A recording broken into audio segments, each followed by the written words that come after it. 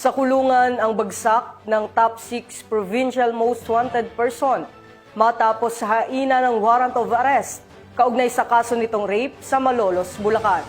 Nakibalita dyan si Patrolwoman Pearl Cristalin Javier.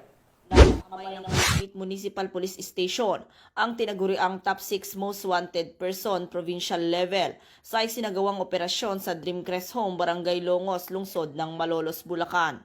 Kinilala ni Police Lieutenant Colonel Leopoldo Estorque Jr., hepe ng Kalumpit Municipal Police Station, ang suspect bilang si alias Melton, 28 anyos at residente ng nasabing barangay. Matagumpay ang operasyon sa pinagsanib na puwersa ng tracker team ng naturang istasyon, katuwang ang PIT Bulacan West, RIU-3 at RMFB-3. Naaresto ang akusado sa bisa ng warrant of arrest para sa kasong rape na inisyu ni Honorable Jonathan Patrick Ayon de Ala, presiding judge ng RTC Branch 18 Malolos City, Bulacan, na walang inirerekomendang piyansa.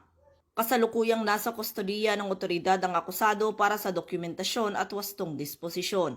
Patuloy ang Bulacan PNP sa pangunguna ni Police Colonel Angel L. Garciliano, Provincial Director ng Bulacan Police Provincial Office, sa kanilang determinadong kampanya laban sa kriminalidad.